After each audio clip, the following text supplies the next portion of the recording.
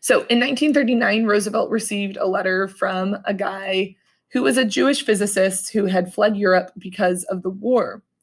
This guy was Albert Einstein. And Einstein wrote about this new bomb that could be built by the Germans.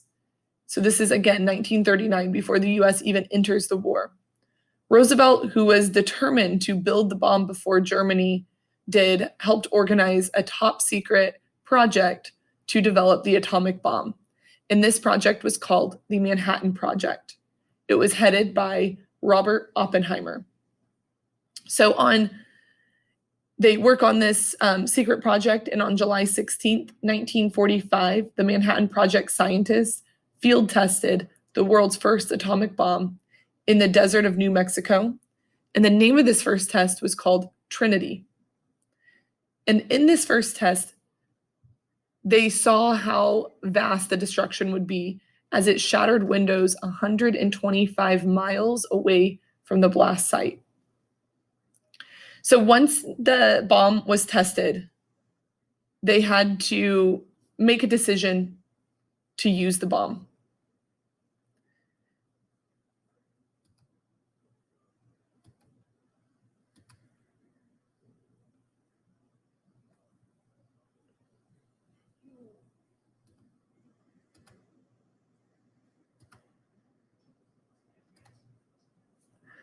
So once the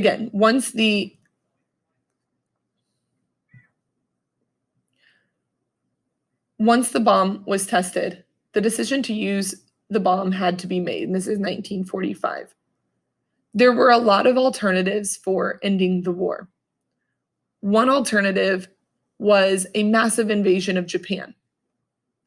And they decided not to use a massive invasion of Japan because of the number of Allied casualties it would cause. The second option was a naval blockade to starve out Japan. You remember the oil embargo? Something similar. Along with continued conventional bombing, so bombing and a blockade.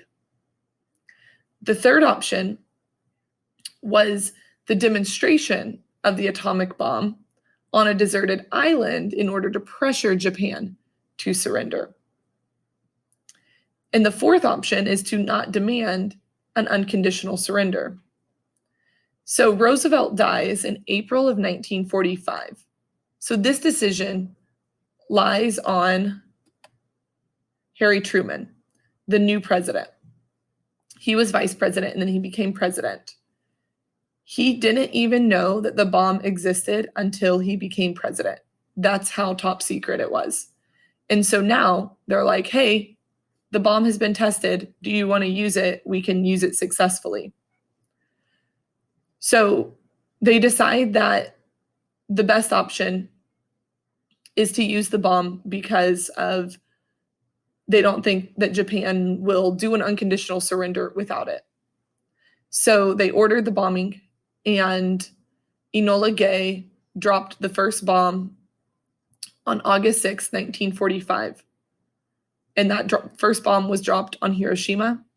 The second bomb was dropped August 9th on Nagasaki.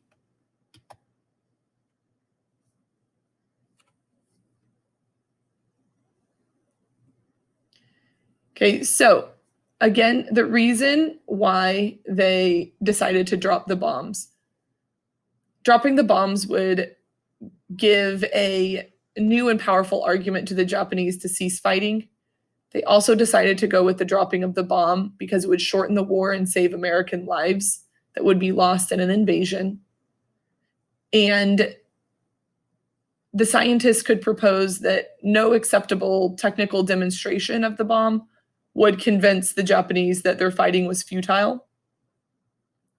And the president and the State Department wanted to end the war without getting help from the Soviet Union.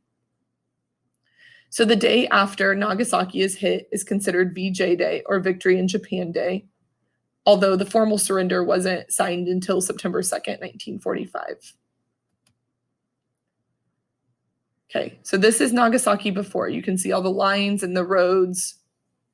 Okay, and then this is Nagasaki after. It was just completely decimated.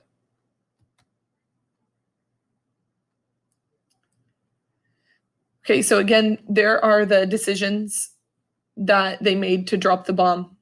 Okay, there are four main decisions. Okay, forcing the Japanese government to surrender, shortening the war, prove to Japan the use of the weapon, and to end the war without Soviet help. The cons to dropping the bomb was that they felt it was immoral to drop the bomb without necessary warning because Japan was already defeated by this point. And so this remains an argument because of the mass amount of casualties that this caused for the Japanese, most being innocent civilians. But regardless, this is when the war ends. Okay, Japan gives up, they accept the Allied terms, and World War II comes to an end.